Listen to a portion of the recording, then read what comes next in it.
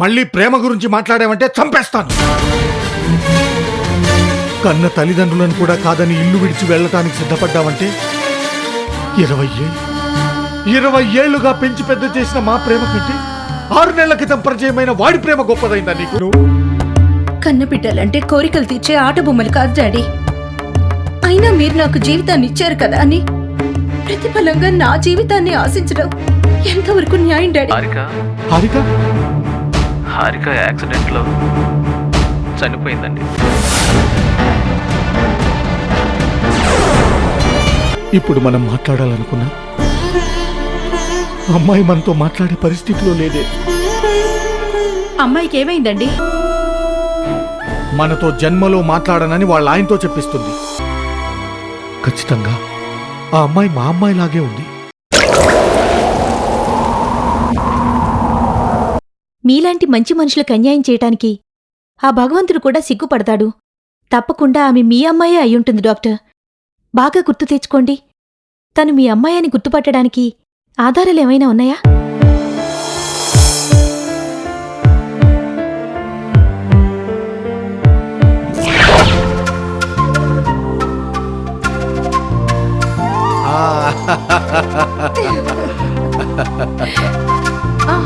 Mummy రా, daddy జాతకం చాలా బాగా చెప్తున్నారు. నువ్వు కూడా చెప్పించుకోరా. నాకీ జాతకాల మీద నమ్మకాలు లేవమ్మా. పెళ్లికి ముందు ఓ జ్యోతిష్కుడు నా చెయ్యి చూసి సినిమా హీరో లాంటి మొగుడొస్తాడని చెప్పాడు. ఏ అమితాబ్ బచ్చనో శోభన్ బాబు వస్తాడని నేను కలలు కంటుంటే ఇదిగో చివరికి డాక్టర్ గారు దొరికారు. ఆహా, ఇప్పుడు వాళ్ళకంటే నాకేం తక్కువైందని? అన్నీ ఎక్కువేలండి. ఇంతకీ అమ్మాయి జాతకం ఎలా ఉందండి? మన అమ్మాయి కంటే మహర్ జాతకురాలు ఎవ్వరూ అందుకోనంత ఎత్తుకెదుగుతుంది.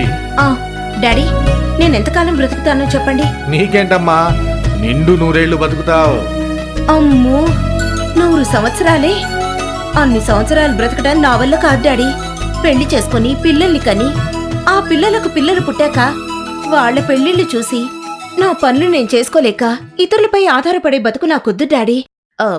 ప్లీజ్ డాడీ, కొంచెం ఏమైనా తగ్గించడానికి వీలవుతుందేమో చూడరా. నోర్మయ్, ఆ పిచ్చి మాటలేంటే పైన తదాస్తు దేవతలుంటారు. జస్ట్ జోక్ చేశాను మమ్మీ, ఎందుకలా ఫీల్ అవుతావు? చూడమ్మా, సరదా కూడా నువ్వు అలా మాట్లాడొద్దు. నీకేమైనా అయితే మేం తట్టుకోలేము. నువ్వు నిండు 100 ఏళ్లు హాయిగా ఉండాలమ్మా. ఏం డాడీ మీరు కూడా? ఒకవేళ నేను చనిపోయినా మళ్ళీ మీ కడుపునే పుడతాను. డాడీ, మమ్మీ కంటే మీరే ఎక్కువ సెంటిమెంటల్ గా ఉన్నారు. అది సరే కాని మీరు నన్నొక్కదాన్ని మాత్రమే ఎందుకన్నారు? నాకు తమ్మున్న చెల్లెల్లో ఇచ్చుండాల్సింది కదా. అప్పటికి నేను మీ మమ్మీని అడుగుతూనే ఉన్నాను కావాలని, కానీ మీ మమ్మీ నా వల్ల కాదని చేతులెత్తేసింది. చాలండి, అమ్మాయి ముందు ఏంటి ఆ మాటలు? అదేం లేదమ్మా, నిన్ను పురిట్లో చూసిన వెంటనే మీ డాడీ ఏమన్నారో తెలుసా? నాకు మహాలక్ష్మి పుట్టింది, నా ప్రేమంతా నా బంగారు తల్లికే దక్కాలి, ఇంకో బిడ్డకి ఆ ప్రేమను పంచలేనని ఆపరేషన్ చేయించుకున్నారమ్మా.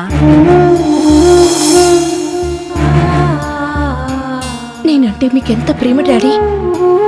ఒకవేళ నాకేదైనా జరిగితే మీరు ఎలా తట్టుకోగలరు డాడీ? ఇదిగో మళ్ళీ అదే మాట. పదే పదే నీ నోట్లోంచి ఆ మాట ఎందుకు వస్తుందమ్మా? చూడమ్మా, నీకెప్పటికీ ఏమీ కాదు. నా బంగారు తల్లి, ఏది నీ చేయి చూపించు. ఇలా ఎడమ చేతి మీద పుట్టుమచ్చుంటే చాలా అదృష్టం. నీకు జీవితంలో ఎదురుండదమ్మా. నువ్వు నిండు 100 ఏళ్లు బతుకుతావమ్మా.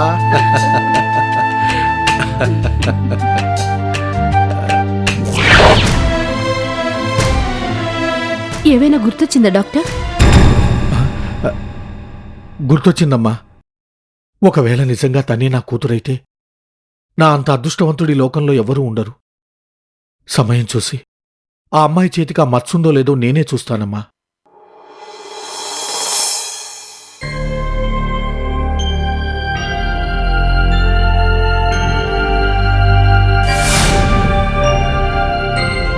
Thank God. డాక్టర్ గారు చెప్పినట్లుగా 24 గంటలు గడవక ముందే మీరు స్పృహలోకి వచ్చారు. Now you're totally out of danger. నాకేమైంది? నేనిక్కడ ఎందుకున్నాను? కడుపు మీద బలంగా దెబ్బ తగిలినందుకు మీకు అబార్షన్ అయిందమ్మా.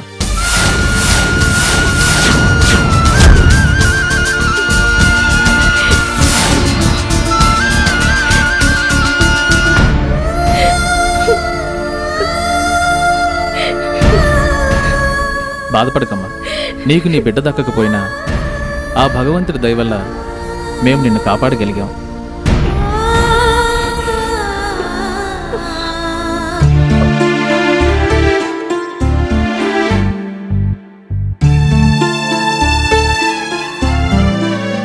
ఎవరి కోసం చూస్తున్నావమ్మా? ఆయన ఎక్కడ? ఎవరి గురించి అడుగుతున్నావమ్మా? నిన్ను హాస్పిటల్లో జాయిన్ చేసిన అతని గురించేనా? అతను నీకేమవుతాడో నాకు తెలియదు కానీ అతనంత నికృష్టుని ఇంతవరకు చూడలేదు.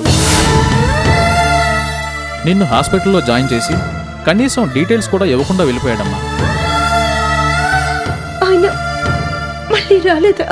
రాలేదమ్మా.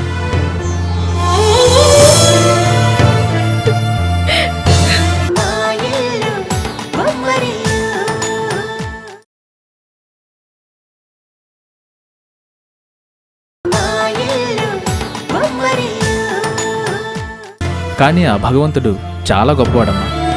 ఎవరో ఒకరి రూపంలో వచ్చి కాపాడుతూ ఉంటాడు.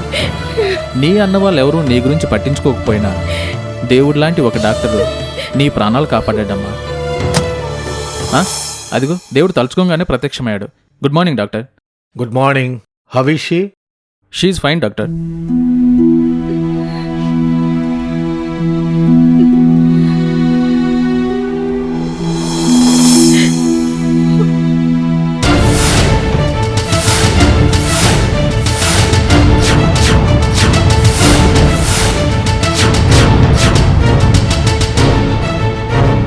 ఈమె చేతి మీద పుట్టుమచ్చలేదు అంటే ఈ అమ్మాయి నా కూతురు కాదు.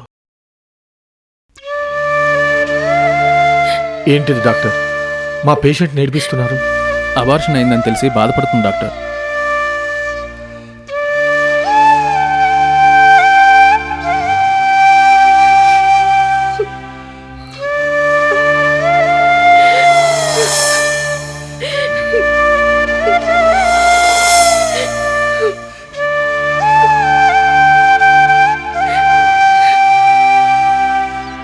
బిడ్డను కోల్పోతే బాధ ఎలా ఉంటుందో నేను అర్థం చేసుకోగలనమ్మా.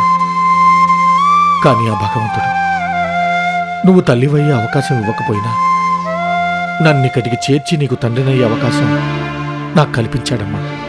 ఏమన్నారు? మళ్ళీ అనండి. ఏం లేదమ్మా, నాన్న అని పిలవమని నిన్ను అడుగుతున్నాను. వద్దు డాక్టర్, నా మీద మరీ ఎంత ప్రేమ చూపించకండి. మీరు చేసిన సహాయానికి జీవితాంతం రుణపడి ఉంటాను. కానీ మిమ్మల్ని నాన్న అని మాత్రం పిలవలేను డాక్టర్, పిలవలేను. నాలాంటి దురదృష్టవంతురాలు చేత నాన్న అని పిలిపించుకోవద్దు. అలా ప్రేమగా నాన్న నాన్న అని పిలిచిన పాపానికి నాకంటే ముందే మా నాన్న వెళ్ళిపోయారు. అసలు ఇప్పుడు ఎవరైనా నా మీద ప్రేమ చూపిస్తే నాకు భయంగా ఉంటుంది డాక్టర్. నేను ప్రేమించిన వాళ్ళెవరూ నాకు దక్కలేదు. కొందరు శాశ్వతంగా దూరం అయిపోయారు, కొందరు మనసులోంచి దూరం అయిపోయారు. అయితే నీకు అమ్మా నాన్న ఎవరూ లేరా అమ్మా? ఎవరూ లేరని బాధపడకమ్మా. ఎవరిని ఎప్పుడు ఎవరితో కలపాలో ఆ భగవంతుడికి బాగా తెలుసమ్మా. బాగా నీరసంగా ఉన్నావు, రెస్ట్ తీసుకో. నేను మళ్ళీ వస్తానమ్మా.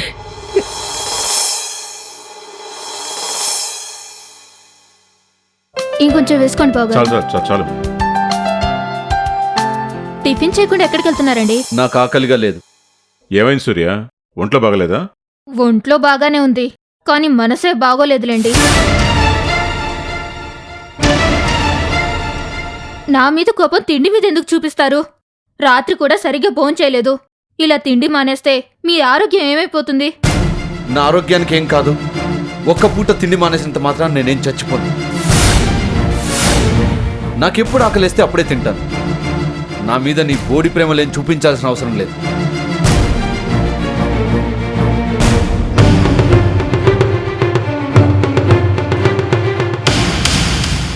ప్రియా, ఎప్పుడు లేంది సూర్య ఎందుకంత కోపంగా ఉన్నాడు? ఇద్దరేమైనా గొడవ పడ్డారా? పెళ్ళం మీద కేకలు వేయడానికి గొడవ పడాల్సిన అవసరం లేదులేండి. రోజు రోజుకి పెళ్ళం బాధపడిపోతుంది కదా, ప్రేమ పోయి చిరాకులు ఎక్కువ అవుతున్నాయి. మీ తమ్ముడి గారికి ఈ మధ్య ఇంట్లో భోజనం రుచించడం లేదు. బయట ఉన్న కొత్త పరిచయాలు ఏర్పడుతున్నాయేమో, లేకపోతే పాత సంబంధాలే మళ్ళీ కలుస్తున్నాయేమో, ఎవరికి తెలుసు?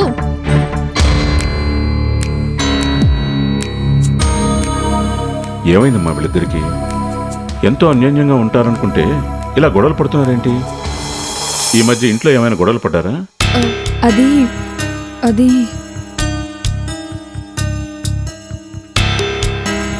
ఈ విషయం నాకు తెలిసినట్లు గాని, అసలు ఇదంతా జరిగినట్లు గాని ఎట్టి పరిస్థితుల్లోనూ హరి బావగారికి తెలియకూడదు. ఆయనకి తెలిస్తే ప్రియా అనవసరంగా ఇబ్బందుల్లో పడుతుంది.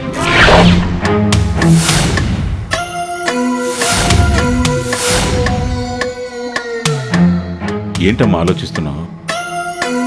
వాళ్ళిద్దరేమైనా గొడవ పడి ఉంటే చెప్పమ్మా. వీటిని ఆదిలోనే తుంచేయకపోతే ఈ చిన్న చిన్న గొడవలే చిలికి చిలికి గాలివానన్నట్లు అనవసరంగా మనస్పర్ధలు సృష్టిస్తాయి. నేనైతే వాళ్ళు గొడవ పడడం చూడలేదన్నయ్యా. మనకు తెలియకుండా వాళ్ళిద్దరి మధ్య ఏం జరిగిందో ఏమో.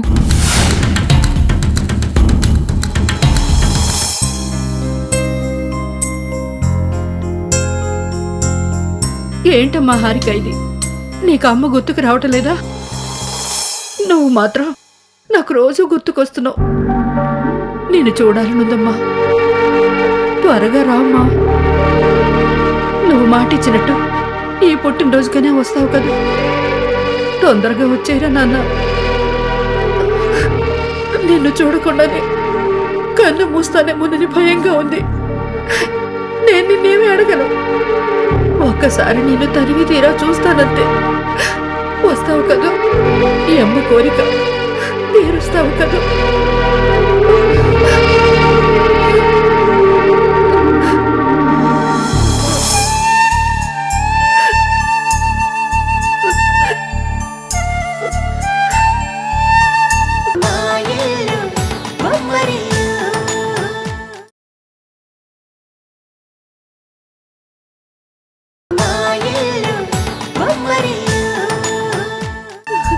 రాజేశ్వరి,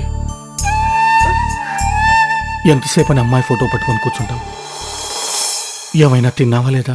తిన్నానండి. అమ్మాయి ఫోన్ చేసిందిగా, మన అమ్మాయితో మాట్లాడాక ఎంత సంతోషంగా ఉందో తెలుసా? మాట్లాడినందుకే ఇంత సంతోషంగా ఉంటే ఇంకా చూస్తే ఎంత సంతోషంగా ఉంటుందో చెప్పండి. ఈ పుట్టినరోజుకి తప్పకుండా వస్తానంది. వస్తే ఎంత బాగుంటుందో.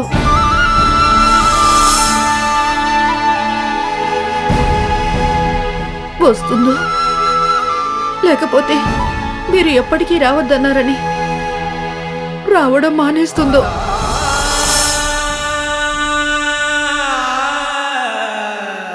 అయినా అంతా మీ వల్లే. ఆ రోజు మీరు ఆ మాట అనకపోయింటే అమ్మాయి ఎప్పుడూ వచ్చుండేది. ఒక్కసారి మాట్లాడి రమ్మనొచ్చు కదండి. మనమ్మాయే కదా, మీకెందుకండి అంత మొండి పట్టుదల? నాలో ఉన్న మొండితనం పంతం ఎప్పుడూ మాయమైపోయాయి రాజేశ్వరి. మనమ్మాయ వాటిని మాయం చేసింది. ఇంతవరకు అమ్మాయితో మాట్లాడే అవకాశం రాలేదు, అందుకే మాట్లాడలేకపోయాను. నా అదృష్టం బాగుండి ఈరోజు ఆ అవకాశం వచ్చింది. మన అమ్మాయితో మాట్లాడాను రాజేశ్వరి. మీరు చెప్పేది నిజమా? మీరు మనమ్మాయితో మాట్లాడారా? నిజంగానే మాట్లాడారా? నిజంగానే రాజేశ్వరి, నేనే స్వయంగా ఫోన్ చేసి నీతో మాట్లాడమని చెప్పాను. మీతో ఏం మాట్లాడింది? అసలు మీరెలా మాట్లాడారు? ప్రేమగా మాట్లాడారా, లేకపోతే అప్పట్లాగే చిరుబుర్లాడారా? మీరు కోపంగా మాట్లాడితే వస్తానన్నది కూడా రావడం మానేస్తుంది. నాలో కోపం పంతం ఎప్పుడూ మాయమైపోయాయని నీతో చెప్పానుగా రాజేశ్వరి. అమ్మాయి నాతో చాలా బాగా మాట్లాడింది. నీతో చెప్పినట్లే త్వరలోనే వస్తానని నాతో కూడా చెప్పింది. ఇన్ని శుభవార్తలు ఒక్కసారిగా వినేసరికి సంతోషం తట్టుకోలేకపోతున్నానండి. ఇదంతా కలో నిజమో అని భయంగా కూడా ఉంది. భయం ఎందుకు రాజేశ్వరి? భగవంతుడు కరుణించి ఆ బిడ్డ కనుక దయతలిస్తే తొందరలోనే నీ బిడ్డ నీ దగ్గరికి చేరుతుంది.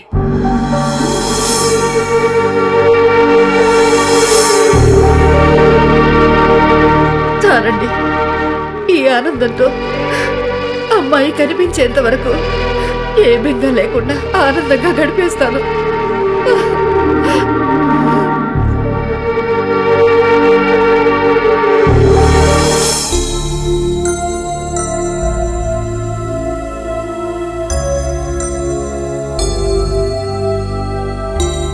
నమస్తే సార్, మీరు అడిగిన ఫైల్ ఇదే సార్.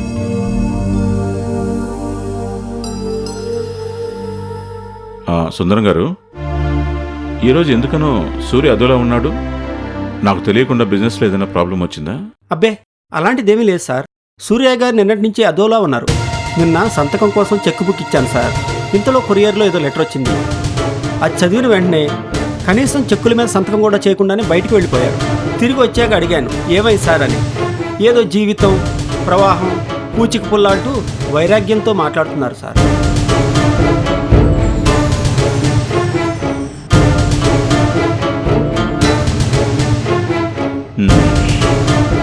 అయితే అంతా ఆ కొరియర్లోనే ఉంది సుందరం. ఆ కొరియర్ ఎక్కడి నుంచి వచ్చిందో నీకు తెలుసా? నువ్వు వెంటనే ఒక పని చెయ్యి. సూర్య క్యాబిన్లో లేనప్పుడు వెళ్ళి ఆ కొరియర్లో వచ్చిన లెటర్ తీసుకురా. ఆ లెటర్ చదివితే కానీ అసలు విషయం అర్థం కాదు. అర్థమైందా? అలాగే సార్.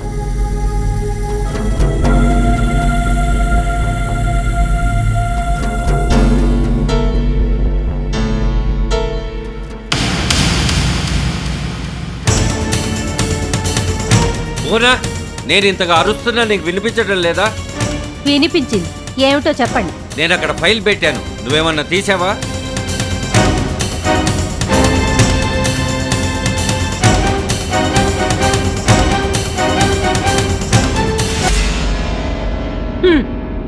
మీకేం కావాలో అన్నీ మీ పెళ్ళం చేసి పెడుతుంది. మీ పెళ్ళంకి ఏం కావాలో మాత్రం మీరు తెలుసుకోకండి. ఏంటి కొత్తగా మాట్లాడుతున్నావు? అసలు నీకేం కావాలో ఎప్పుడన్నా అడిగావా? నీకేం కావాలో తెలుసుకోవటానికి 4 రోజుల నుంచి నోరు తెరిచి అడుగుతున్నా మీరు పట్టించుకోవటం లేదు. ఇప్పుడు నా మనసు తెలుసుకొని చేసేదేముందిలేండి. భార్గవతో పెళ్లి గురించి మాట్లాడమని ఎన్నిసార్లు చెప్పాను, మీరు కనీసం పట్టించుకుంటున్నారా? తన అక్క ఎక్కడుందో ఎలా ఉందో తెలియని బాధలో ఉంది భార్గవి. ఈ పరిస్థితిలో పెళ్లి గురించి ఎలా అడగమంటావు? సమయం వచ్చినప్పుడు నేనే అడుగుతానని చెప్పాను కదా. మీరు మాట్లాడేసరికల్లా సమయం మించిపోతుందేమోనని నా భయం. బాధలో ఉన్న వాళ్ళు ఓదచ్చగలమేమో కానీ భయంతో ఉన్న వాళ్ళు ఓదచ్చలేవండి. అక్కడ ఏ క్షణంలో ఏం జరుగుతుందోనని నా కూతురు కుమిలి కుమిలి ఏడ్చి చేస్తుంది. భార్గవికి పెళ్ళైతే సమస్య తీరిపోతుందని మీకు ఎన్నిసార్లు చెప్పినా మీరు చలించడం లేదు. అక్కడ నా కూతురు జీవితం నాశనం అయిపోతుంది. అర్థం చేసుకోండి.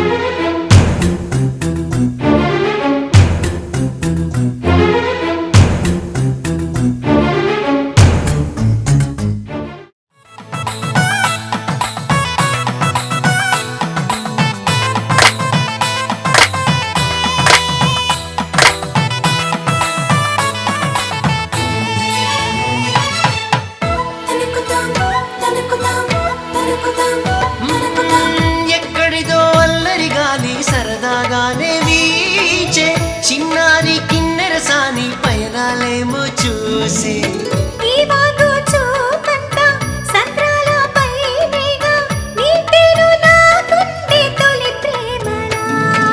మా ఇల్లు